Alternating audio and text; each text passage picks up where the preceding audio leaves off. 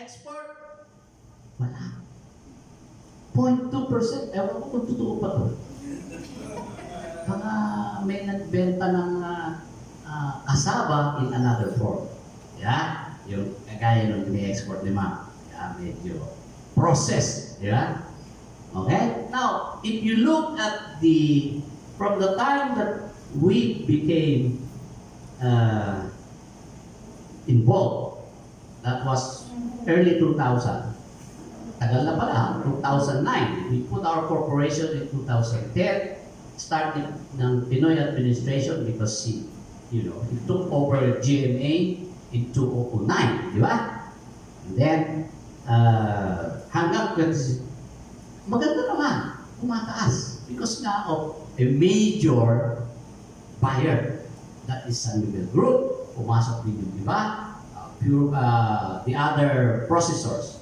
And of course, generally, because we are now 100 million, how many hogs do you need? How many do you need to support the industry, animal industry? These are the major buyers. McLean is still there. In fairness to them, this is like more than a 60-year-old company. It's still there. And of course, the biggest producer are from Mindanao. For some reasons, because it's also their staple. Okay? Agro-industrial, ethyl plantation, lubricant family. Okay. Next, biogrid, that's for alcohol. No? Now, there was a 2013 computation. But I will challenge this computation now unless you can really produce 30 to 40 hectares.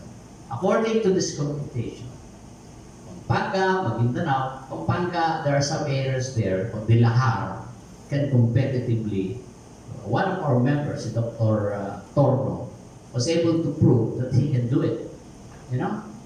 Except that, sabi ko, ba't hindi ka lumalaki? It is not good. So sometimes you have to validate the claim. And maybe it's also a challenge na nagmamahal na yung real estate. Some of this real estate would rather be converted to warehouse. Paano malalaban ito? 1,000 per square meter versus 15,000 per year of lease. No-brainer. Yeah? So that's the challenge to shrinking agricultural land, urbanization. And they say that, next, import substitution said that the border price at the time, $230 per metric ton. The yield is 24, Maguindanao 17. This yield has improved considerably. We were able to produce 30 tons in Polomolok in South Cotabato and also in Maguindanao. Now, there is a big potential. If ARMM people will utilize near the swamp, ang laki-laki ng area sa South Cotabato, Maguindanao. We were not able to penetrate those areas because of peace and order. Now I will ask, I will recommend hundreds of thousands of hectares if they can have a honest to goodness investment. Honest to goodness, na talagang mechanized. I would rather put some of the 300 million which the Department of Agriculture spends from 17 billion, and then we advocated. So, pabalikan ko kayo dyan. Next. Okay? Next. Well, this is kasaba chief import 2013. Kaya mo, pati statistics nila, laos na yun. Okay? Now, what are the drivers and distractors? Of course, you need production technology. You need high value. We know all the variety. Whether it is golden yellow, SB9, memorize namin yun. I have technicians, I have agronomists from Los Baños, from Muñoz. Lahat ng magagaling na tao ako nandito na. Ha? Bakit pagka sa Thailand, ang galing nyo? Magaling din naman dito. But the local conditions are challenging in production. Okay? And sustained mechanization, post-harvest support from government. Ako, wala na nga ako nisipong support from government. Talo pa rin eh. Di ba? Stable price, increasing raw materials demand for feeds. Okay. Disruptors. Anong in-identify there? Cheap import substitute materials. Bakit? Sa pagpapakain ng baboy, anong pinaka-cheap? Minsan, ang tawag doon ay wheat flour. In other words, part of wheat becomes feed wheat. Mas mura. O saan ka? Mahal mo kasama o dito ka sa import na feed wheat. Well, honestly, my friends in the production side would say, well, everybody wants to have cheap pork. Ikaw ba bibili ng mahal na pork? Kaya nga, nagkaroon ng liberalization. The import tariff of pork, of chicken, natanggal pa yung halos quantitative. Di ba? There used to be, yeah, you can import, but there is a quantitative limit. Ito yung quantitative limit mo pinipay. 3 beses bumabalik yung import permit sa Bureau of Agricultural, ano yan? Bain, ano yan? Bureau of Animal Industry. Di ba? Well, charges were filed. I don't know. So far, balita ko yung director. Nag-i-enjoy pa rin ang buhay. E di, it's not convicted. Di ba? Pati yung Secretary of Agriculture ng panahon yun. Kababayan ko pa naman. Kumando na ito pang governor. Okay. Sorry, mga side stories tayo. Strengths, opportunities, SWOT analysis. Alam na lang yan. They are all corporate. Ang gagaling natin yan. You know, you have analyzed, you have diagnosed the problems and opportunities. Okay, go. Make strategic matrix. Ang gagaling pakinggan ito. Opportunities, strengths, weaknesses. Okay, next. Oh, galing. Cluster development framework. How will you make now viable farming? Of course, you put them together. It's just like rice farming, zoning, land consolidation. Yung pinag-aralan namin sa Taiwan yan How Taiwan, the Lincoln Institute, we were sent there. You cannot survive on small plots. You have to put it as one block, mechanize it, di ba? Remove the small pilapil, the barriers, and put the best, di ba? And at the bottom line is high productivity. That is the bottom line of everything. High productivity. If the Singaporeans' productivity is 20 times Filipinos, how can you catch up? Di ba? How can Singapore, with 3 million people, have a reserve of how many times bigger than this country of 100 million people? Have you ever seen that? Look at the IMF statistics of dollar reserve. Mahihiya ka. Bakit? Kasi laki lang tayo halos ng Hong Kong with 8 million people. Mas malaki pa ang Singapore. True, at the farm level. If the others are producing 2 to 3 times, then boss, we have a problem. Yeah. Next. Okay, strategic intervention. And this became the justification to the budgetary language. You know, what is the budgetary language? The budgetary language translates the policies that has been agreed, no, and put numbers and quantities. So, what's the best strategy? Mechanization. Sagot, buy farm tractors. Good, I agree. How do you acquire the farm tractors? Eto na, this is the magic. This is the magic. There's an agency there called Pilmet. Next time you put them on the table. Pilmet, how will you disburse 5 billion of the proceeds of the rice tariffication is starting next year because 10 billion has already been collected. Have you seen what Pilmet is? Also 120 million people, 120 in Muñoz, who will be in charge of farm mechanization to be distributed among the rice farmers affected. Good luck. Good luck.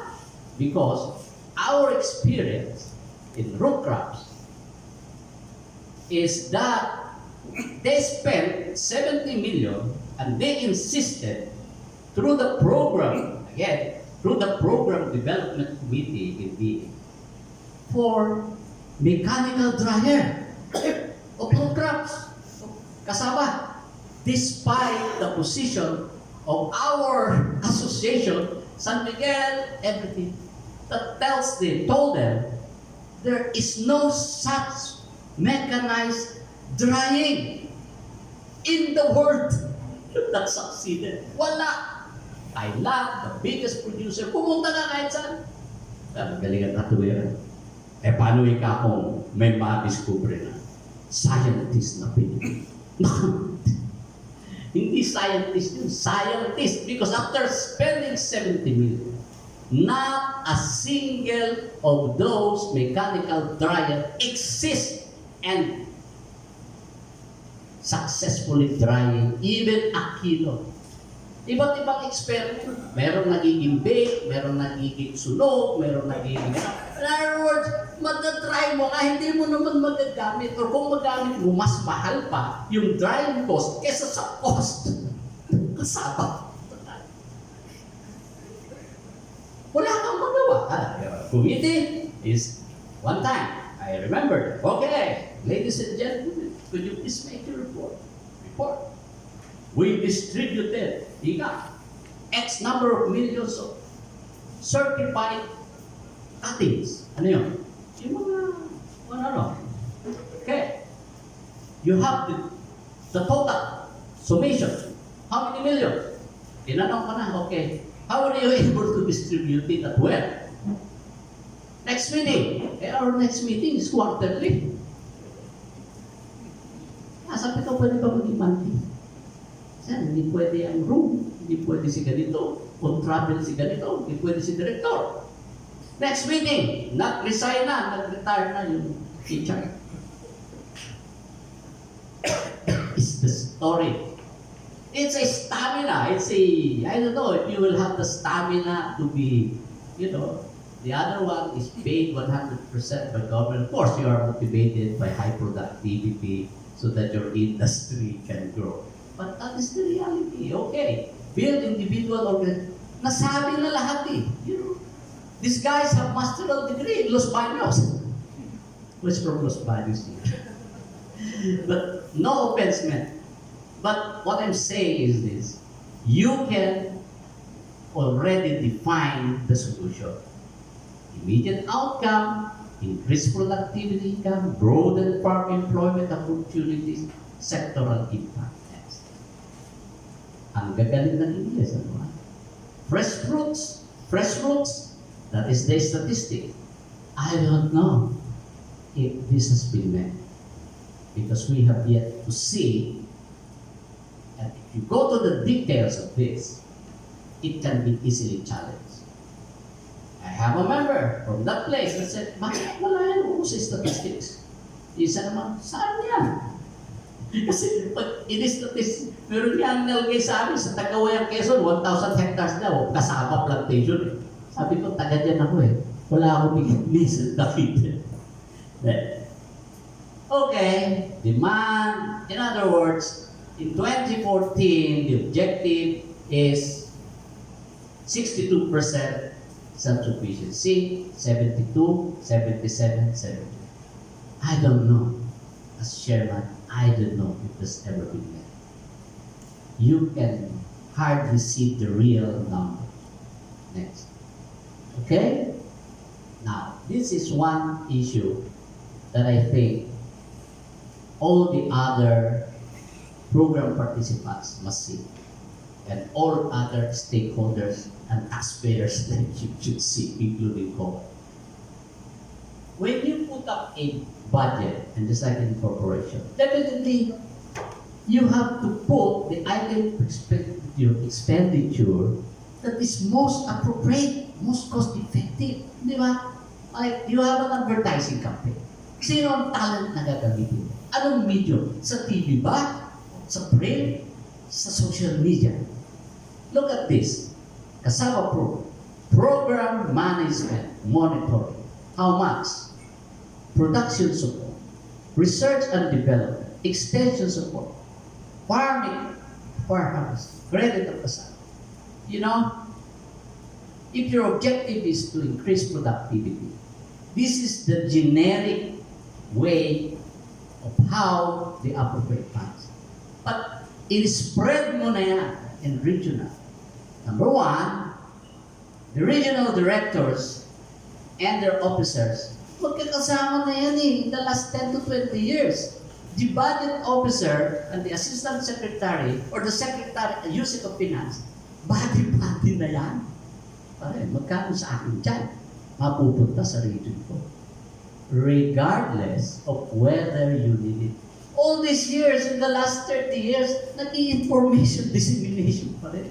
Nagbibigay pa rin ng kung ano-anong item expenditure. So, at total, if you look at 2014, you know, supposedly the private share is 10 billion yan. Baka totoo yan. But for the government's share, you look at the program. In 2014, they started from 17 million, remember, make 364 million, 386. Sabi ko, alam mo, you should have just identified the best areas of production in this country. Where is it? We know. And organize the best farmers group who can do it and make them the managers, implementers. Mas mataas pa ang productivity na nakuha mo as capital in putting 340 million on the ground. Diba? The incremental gain that you say you made is not because of government. It is despite of government. Bakit? Kasi kami, we don't need you. We don't need your information. We don't need your R&D. We don't need your mechanization. At ang magkasakit pa, ang bili ng aking magandang traktor. In-import ko yung traktora, nung tinignan ko yung bill nila 3 times. Can you challenge it? It's messy. Mag-participate ka sa bidding. Pati yung weight ng tornilyo nasa specification. Ano yan, aeroplano?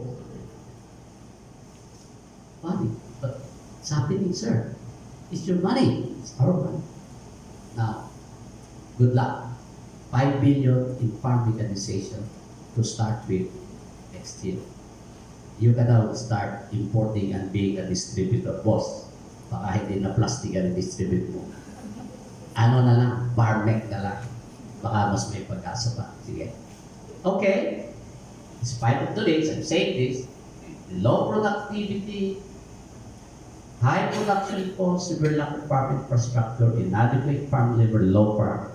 We know the reasons for the failure of some farms and most farms. And shown in 2018, ito na, yung huli kong year, that was last year, I started, ano ko ba naman, magpapatawag ka pag alam na ito ay darating, hindi naman sila darating. Bastusan na talaga. Diba? You are doing it on a volunteer work. They're doing it as their job. How can you? Even some of the members saying, boss, ayaw na tayong pag-participate dito mga ito. Masyado tayong matanong saan napunta yung pera. Accountability issue. Next. Okay. So the observation of the organization is there is total lack of transparency and participation by private sector on project selection of the expert. They will get back to you. Hindi ba private yung farmer? Hindi ba private yung mga farm association? Private yun eh. Hindi nga lang kayo. Okay? That is the usual defense. Di ba? Yung kaibigan ng municipal agricultural officer doon, nasuki na, ito na yung ano mo. Pero mo na, dumating na, di ba? Request pa lang, may usapan na. Next. And where do we go from here? Well, and this is true not just for kasama. Whether for coffee, for kakao, merong isang association dyan eh, binigyan ng grant, DA. I will not tell you because this is real. Nagkagulo eh. Nagkagulo yung association. Nawala pati daw yung pera. So, sometimes, you begin to question, saan ba talaga ang problema? Well, it's just like the president's message yesterday. When will corruption stops? When? Well, are you prepared to really do a zealous, a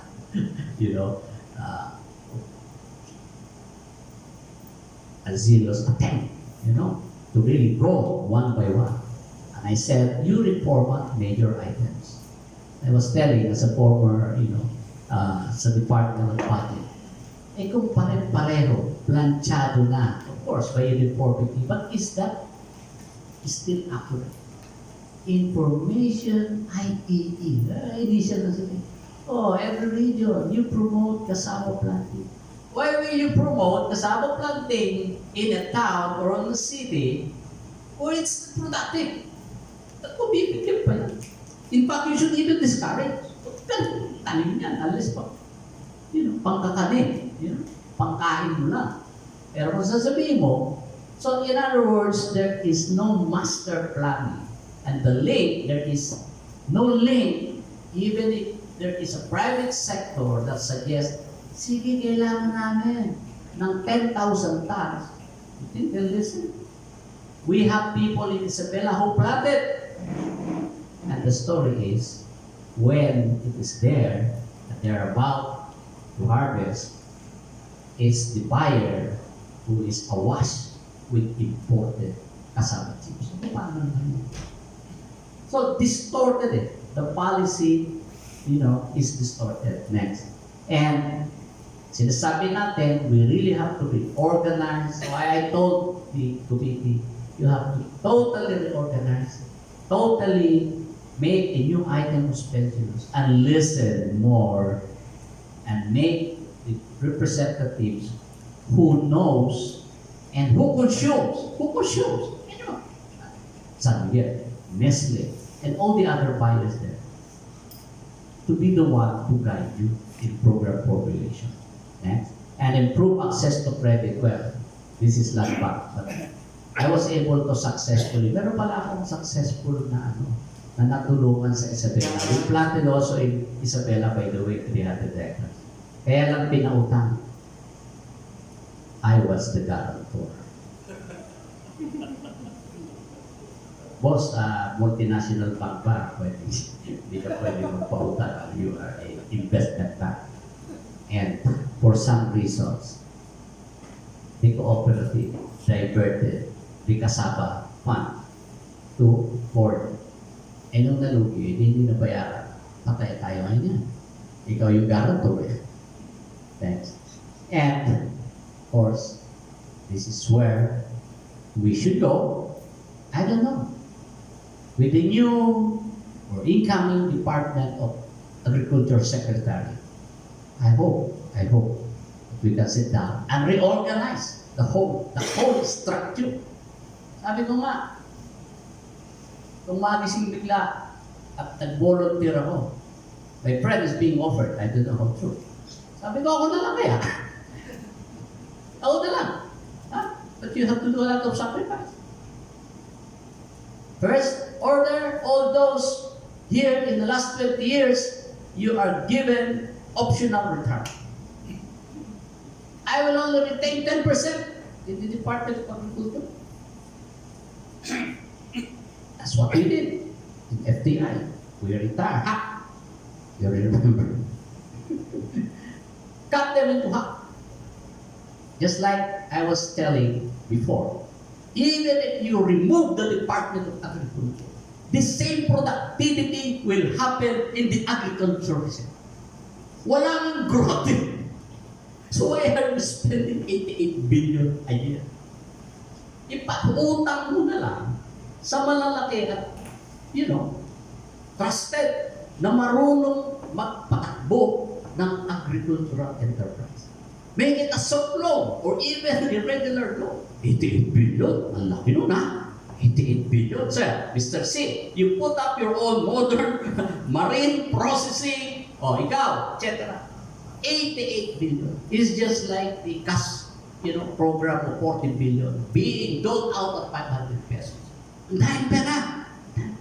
Out of 3.5 trillion, 3.5 trillion annual budget.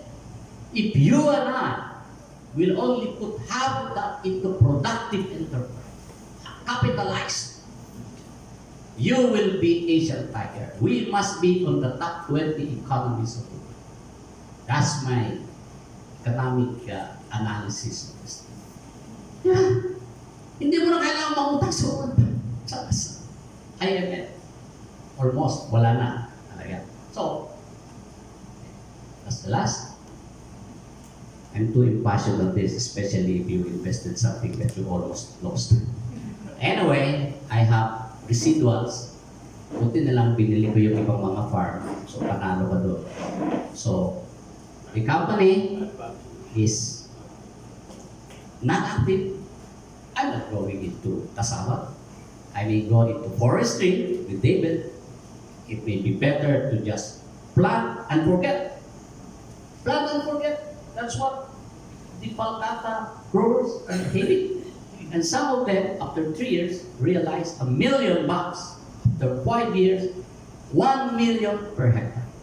So my campaign now, plant trees, not root crops. Thank you very much. I will appreciate it.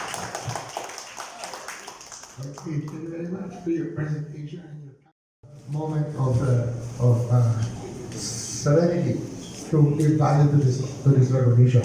Okay, Mr. Gomez, you have the floor. Yeah, the Management Association of the Philippines AgriBusiness and Countryside Development Foundation and its special partner institutions present this certificate of appreciation to Dr. Fernando L. Martinez for his invaluable support in the advocacy and promotion of agribusiness and countryside development, and for his commendable and unselfish services as rendered to this foundation as guest speaker at its 24th weekly forum meeting held at the Formation Center, Missionaries of the Child Jesus, Estrella Street, corner of Hopon Street, Guadalupe, Makati City.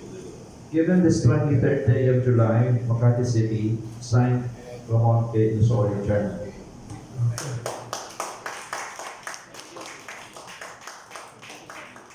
And also the book. Okay, ladies and gentlemen, meeting adjourned. Good morning. There's a market here behind me.